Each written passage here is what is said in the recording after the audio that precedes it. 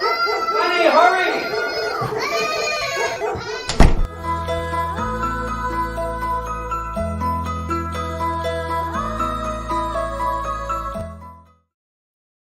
Hi, welcome to Mom Cave Live, where we may have lost our minds, but we haven't lost our sense of humor. And as usual, Instagram is lagging behind and I'm trying to get it. There we go. Now we're live on all the places. Okay. I have a really, really fun guest for you guys tonight, but not only is she fun, she's really knowledgeable. And here she is. Welcome, Lady Doctor Kelly Caldwell. Hi. Hello. Hi. I love the intro, by the way. Oh, thank you. Those are my real family members really being loud and annoying as they do. Wow. Nice. Puts you in the mood. Definitely puts you in the mood. Hide in your mom cave. You may hear them at any moment. They were all arguing upstairs just before we went live. Anyhow. So, Kelly, there's so much to say about you. Kelly is a doctor, a real doctor, obviously, an OBGYN, but she works, you're the head of research and development at developing new birth control methods. She teaches, she made a web series. There's so many things, but we've brought her here today because you're going to help us out with the whole birth control situation. Yes? Mm-hmm. Yes. Happy to do it. So a lot of people of different ages watch Mom Cave. Like when I started doing Mom Cave a long time ago, my kid was a newborn. So we were talking about postpartum and when can you have sex again? And when you do, what kind of birth control can you use? Well, it's been a few years. And now a lot of the people that follow here are going into perimenopause. I just got really sad when I said that. I went off in another land. So we've got the new moms that find us still, but we've also got a lot of us not so new moms who are going in this other stage of life. So first of all, what is perimenopause? What is it? That's a good question. Yeah. And there's a lot of attention on menopause right now. And so the question is, what's the difference between perimenopause and menopause? And, when does all this start and what does it mean? So menopause it's pretty simple. I mean, it literally means stopping the period, like menopause. And basically the menopause is defined by not having had a period for 1 year. In the absence of any other medical problems that might be causing you not to have a period. So, so that's what menopause. So technically it's kind of a moment in time when you go through menopause. And then before then you're perimenopausal. And after that, you're postmenopausal. And so perimenopause just really means the period around the time that you're going to stop having your menstrual periods. So that time period, and it can be up to 10 years. So if you say the average age of menopause is in the early 50s, say, 51, then, women as early as their early 40s can start experiencing, and even sometimes even earlier than that, can start experiencing symptoms that people usually associate with menopause. So those that be things like hot flashes, night sweats, mood swings, vaginal dryness, those kinds of things, which are the sort of standard menopause symptoms, really start happening in that perimenopausal period, or that period leading up to when you stop having menstrual periods. And the other fun little party gift that happens during that time is there's more. Yeah, while most women or people associate menopause with stop bleeding, right? In the perimenopausal period, you might have heavier bleeding, you might have more frequent bleeding, you might have irregular bleeding. And so that also can be going on, which is very surprising to people because they expect as they get older, their periods will get lighter or less frequent. They'll but taper off or something. Yeah, but sometimes it's the opposite of that. It's sort of like it goes out with a big bang, a big hurrah. And it's over. Anyone who's watching, if you have a specific question, feel free to put it in the comments and Kelly will answer it.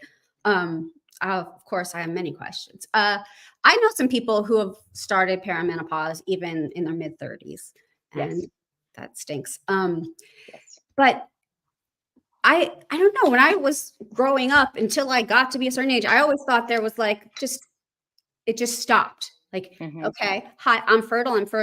It stops. Right. And so as you just explained, that doesn't happen with a period. Does it happen with your fertility, or is it fluctuating during this time, the It fertility? absolutely is, yes. So part of the reason why some people in the perimenopause will have irregular bleeding is because they're not ovulating regularly. Mhm. So one of the most common reasons for having irregular periods at any point in your reproductive life or is to not ovulate. So the ovulation is what really triggers the hormonal cascade that makes those periods kind of come and go in a regular fashion. So you ovulate in the middle of your menstrual cycle, and then approximately 2 weeks later, that's when you have your period. And it's because of the hormones that get kicked into effect once that egg pops out. In the perimenopausal period, you're not having an egg pop out every month. Right. And in fact, you could go several months with no ovulation. Also, the eggs that are being produced are not necessarily as easily fertilized, and everything about the sort of reproductive system gets a little bit slower. Mhm. So your fertility does kind of wax and wane. But the important thing is that someone might have, say, no period for 3 or 4 months, think, I must be good, stop using birth control, and then that next month they can put an egg out, and all of a sudden you have, an unexpected pregnancy in your late 40s. And in fact, the two most common times for unexpected pregnancy are teenage years and mid to late 40s, Wow. because people are not expecting, that they have much, that they have fertility left. And in Mhm. fact, it is this sort of like up and down cycle, which is also why it's very hard to check hormones during this time. So a lot of people say, well, how do you diagnose this, right? Right. Like, can't you do a blood test? And the Yeah. problem is they're going like this. You're having these hormones. So if you catch them on a day, it could look like you're menopausal. But if Oh, you catch them on another day, it might not. And so that's why it's a little bit difficult to say, tell someone, okay, you don't need birth control anymore, right. because next month you might. Ugh. So it's definitely a challenge in that sort of, yeah, late 30s to early 50s time period. Yeah. Would you say that there is an age where it's just too risky to risk getting pregnant? No, I don't think so. I think, obviously the risks of pregnancy go up with age. Mhm. But more importantly, they are related to your health, right? And so, I have seen many very healthy pregnancies in women in their 40s, and even in early 50s. I've Mhm. seen healthy pregnancies. Wow. I think all of us who have been through a pregnancy, and are now in our 40s and 50s, recognize that we might not have the stamina Oh, that no. we had when we were pregnant. So you have to think about that. I mean, Right. We it is already a feel tired and gross and bad, and yeah, we're not even pregnant, so yeah, it is a huge burden. Pregnancy is a huge burden on the body. There's no question about that. And so that's why, I mean, it definitely puts people at pregnancy is a health. It's risky. You Mhm. take, you are risking your life when you get pregnant, actually. Um, and that does increase with age, but I would not say there's an absolute cutoff, Okay. where you absolutely should not get pregnant, because it really depends on your health, Of course. and yeah, and each person's sort of individual situation. Stephanie on Instagram says, "Yeah, that's why I have an IUD at 39 because I don't want any surprise pregnancies." So, Yes. yes, she has that. So now that we're going to talk about some specific methods. Hmm. What do you think is the best method in perimenopause? Well, what we always say is, the best method is actually the best method for you. The So one that you'll stick with and exactly, do. the Yeah. most effective method for any individual person is the one that they can use consistently and correctly. Mhm. And so IUDs can be a great option at any age, because they're sort of a set it and forget it type method, Mhm. right? So there's two different kinds of IUDs on the market right now. There's the non-hormonal, which is a copper IUD. There's only a single copper IUD right now. And then there's the hormonal, which is kind of a group of IUDs that have the same hormone, just a variety of different doses. And so they're good for different periods of time. The both of them have some advantages in the perimenopausal period. So the non-hormonal one, obviously, no hormones, you'll continue to have your menstrual cycle. So that will, you can sort of monitor your own kind of cycle and see if how things change. And so you'll have a sense of, if you stop having periods, that's more likely to be related to menopause rather than any birth control that you're taking. So Right. you can kind of continue to monitor that. The downside with the copper IUD is that sometimes, especially the one that's currently available now, it can cause heavier menstrual bleeding and Mm, more painful menstrual bleeding. And in the perimenopause, when you're already kind of maybe having some of those months that are a little heavy, that can be a challenge. The yeah. the hormonal IUDs, there's some real advantages to those in the perimenopause because so one thing that people will sometimes talk about is hormone therapy in Mhm. menopause. So when you're having those hot flashes, night sweats, mood swings, one of the best ways to treat those is, especially in the short term, is hormone therapy. Mhm. And for women who have uteruses, we need to use both estrogen and a progestin. So Mhm. estrogen is what's helping your symptoms. So it's a low estrogen situation that's causing your hot flashes, your vaginal dryness, some of your mood swings, even muscle aches, difficulty Mhm. sleeping. Um, but you can't just take estrogen if you have a uterus because estrogen Mm. actually causes growth of the lining of the uterus. Okay. And so you need to take a progestin, which counters that estrogen to keep that lining from overgrowing and becoming precancerous. Wow. So the nice thing about the hormonal IUDs is they are progestin based. Mhm. So you can actually have that hormonal IUD and take your estrogen either orally or by a patch or even a ring, Mhm. vaginal ring. So you can take your estrogen and not have to take a separate progestin because you already have it in your IUD. So your IUD is protecting your uterine lining. So that's a nice benefit. It also the hormonal IUDs also decrease menstrual flow. So Mhm. again, in this perimenopausal period where, sometimes you're having very heavy bleeding from month to month, these hormonal IUDs can help decrease that. So those can and plus both types of IUDs are highly effective and they're sort of set it and forget Okay. it. If your life is crazy in this period of our lives, most of our lives are crazy between work and parents and Mhm. kids. Right. An IUD is a thing you don't have to remember to do something every single day. So Yeah, that's great, not having to worry about it. What yeah. if you don't wanna put an IUD inside your body? What are some other options? Yeah, absolutely. And that's the thing is it's not one size fits all. There are some people Mhm. that an IUD is never going to be appealing. And Mhm. some people who just can't tolerate it. They can't tolerate either the insertion or having it in or anything like that. So there are basically any options that are available are totally appropriate for perimenopausal women. The only exception is if you are a smoker Mhm. or you have some health conditions like high blood pressure or heart conditions. Mhm. But if you don't have those conditions, or I'm sorry, migraines are another one. If you don't have those conditions or any other sort of health risk factors, you're pretty much open to take any method. One method that can be good in the perimenopausal period, which because it can help ease the transition, is birth control pills. Mhm. Either the pills, the patch, or the ring, actually, because all three of those methods have both estrogen and progestin in them. And so what they do is they actually regulate your cycles. Mhm. So when you're having all these crazy up and down cycles, they help to keep a cycle regular, not too heavy.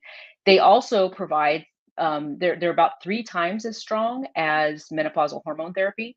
So if Oh, you're having hot flashes, night sweats, etc., they're going to treat those wow. and also provide you with contraception. So if you're someone who can tolerate hormonal birth control and you don't have any health risks that make it not safe for you, that can be a very good option in the perimenopause as well. I did not know that, so that's very good. So Yeah, then why I'm getting very basic here. People are gonna think I'm yeah, dumb, but I'm trying to be very basic about everything. that's good. Why don't we just take birth control forever then? Why don't we just take it into our old age? Yeah, well, it is a very high dose and it's more Mhm. than you need. So when you talk about sort of if you were going to take menopausal hormone therapy just to sort of replace what is falling during menopause, like I Mhm. said, the dose would be about a third of what it is in a birth control pill. So you would be overdosing yourself if you continue to Wow. take birth control. And birth control is not without its risks. Mhm. So hormonal birth control, there are risks even for any women of any age. So it does increase your risk for blood clots. It can increase your risk for heart conditions as well. In some women, it might increase risk for breast cancer, although that risk is extremely low compared to its benefits. So it actually decreases your risk of uterine cancer, decreases your risk of ovarian cancer, decreases your risk of colon cancer. So it definitely has a lot of positives, but it is a medication that does have side effects, does have some risks. So we wouldn't keep someone on it forever, Right. because as you get older, those risks are only going to increase. And Does so there if you still needed, yeah, go ahead. does there come a time when your body figures this out and it's like, okay, I'm done. I'm old now. I'm going to be healthy and stop doing this whole hormone thing and torturing the woman. Is there a time? Yes, Does it ever like level off? it does. It does. Yeah. So when you get through the sort of the menopausal transition, Hmm. those big symptoms like the hot flashes, the night sweats, the mood swings, those things start to ease off once you get past that sort of roller coaster of hormones. However, once you get into the true menopausal, postmenopausal period, you still don't really have much circulating estrogen, if any. So you're gonna Hmm. things that will continue will be like vaginal dryness, pain with intercourse. Those kinds of things will definitely continue. And so that's why in the postmenopausal period, even if you're not taking oral or transdermal or the patch for menopausal hormone therapy, sometimes you can just take vaginal estrogen, which actually doesn't have any of the risks that the oral estrogen or transdermal estrogen or birth control have. It really is just a local effect. So for postmenopausal women who are still having problems with vaginal dryness, pain with intercourse, frequent urinary tract infections, which sometimes comes from a lack of estrogen, just using vaginal estrogen is something and that's something you can use forever. You can use vaginal estrogen for the rest of your life if you need to.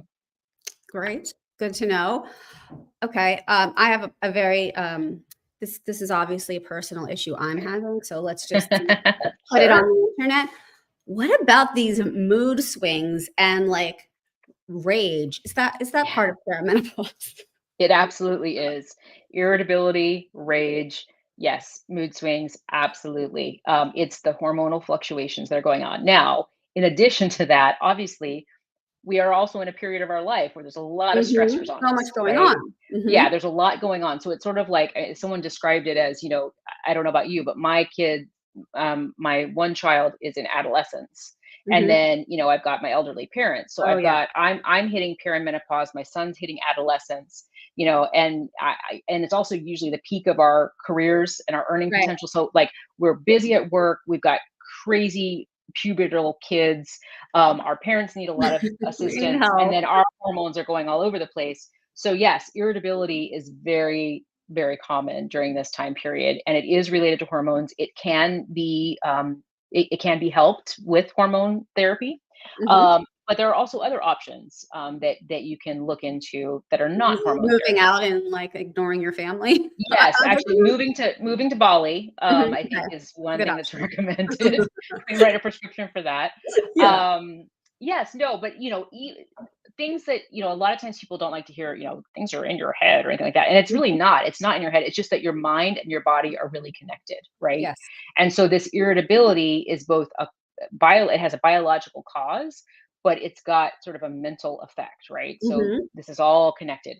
So Right. working on things like meditation, yoga, relaxation practices, acupuncture actually can be extremely helpful for a lot of symptoms in the perimenopause, including this sort of irritability situation.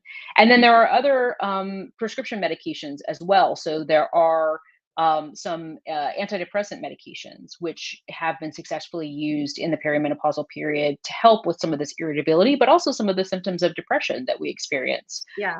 during this time as well.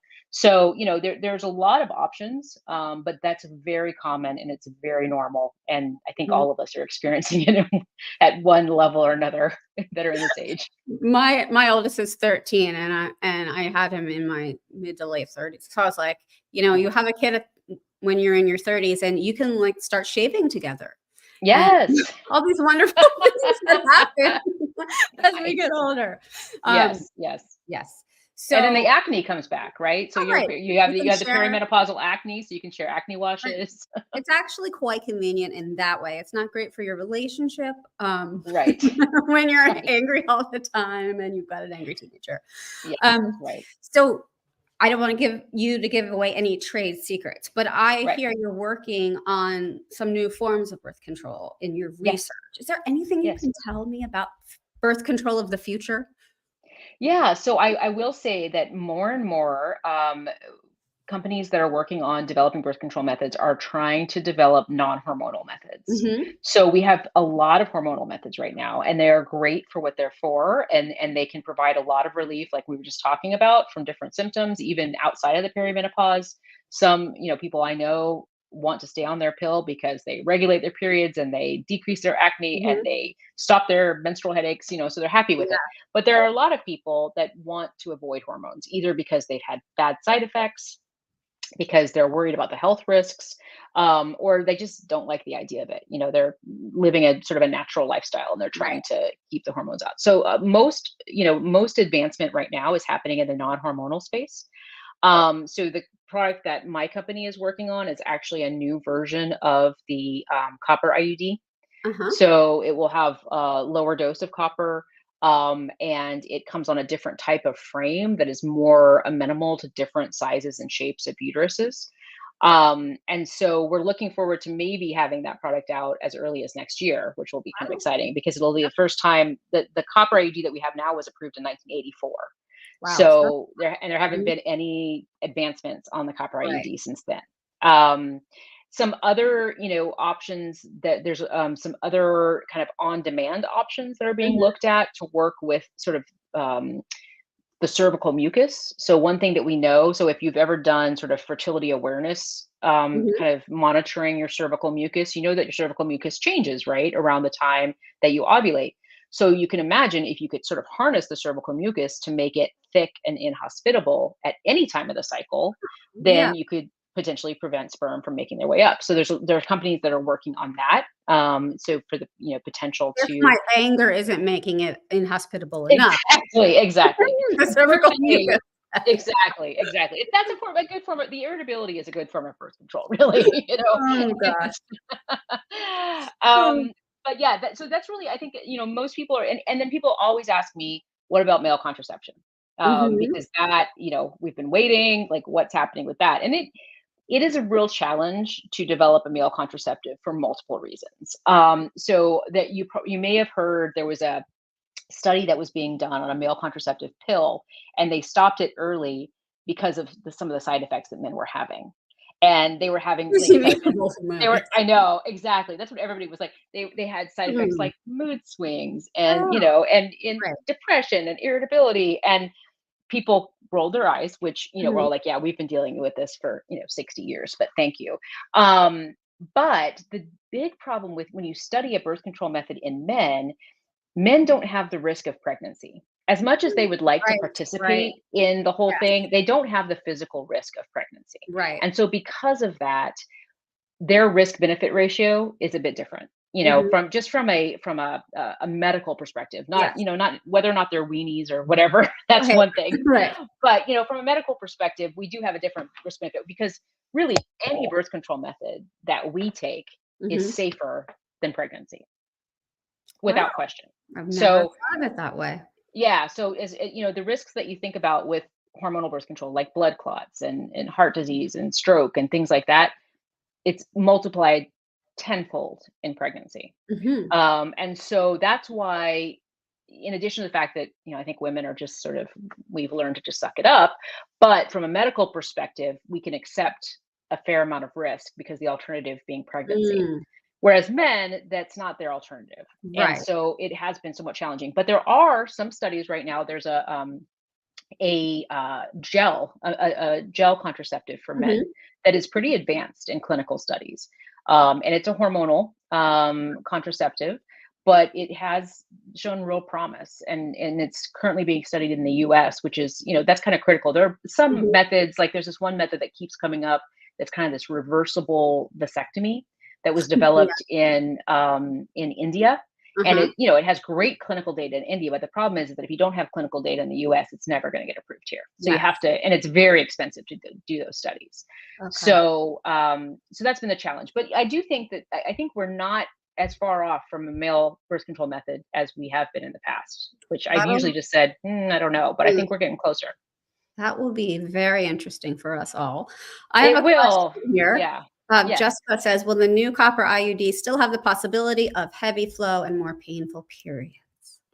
Yeah, so the data that we've seen thus far shows that it should be less than the current copper IUD, but the women in the studies there were still side effects. Some women did experience heavier menstrual bleeding or menstrual cramps with the IUD, particularly in the first 3 to 6 months.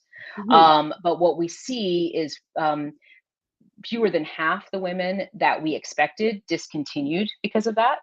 And so they were, really pretty satisfied with the study, and we had a pretty high continuation rate. So we're still, finalizing the analysis of the data and getting the review through the FDA and all of that stuff. But we expect that the side effects will be lower, not zero, but lower. Lower is always better. Yeah. Wow. So I could keep you all night because I have many questions, but I know that we have to get to it. Everybody, Kelly is so accessible. She's about to relaunch her website where she writes blogs that teach us all of these things and is willing to answer questions. And so you can send her questions on social media or through the blog or comment on these videos.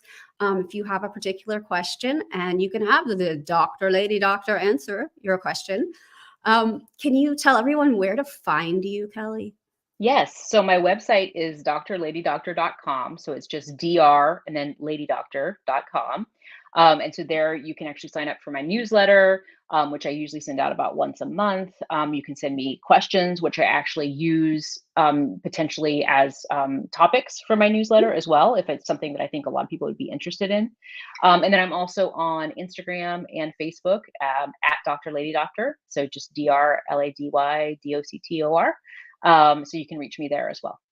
We are going to keep in touch because I'm sure there will be many questions for me and everyone else here. And thank you for sharing your knowledge. Thank you. It was wonderful being with you. Have a great night. Thank you.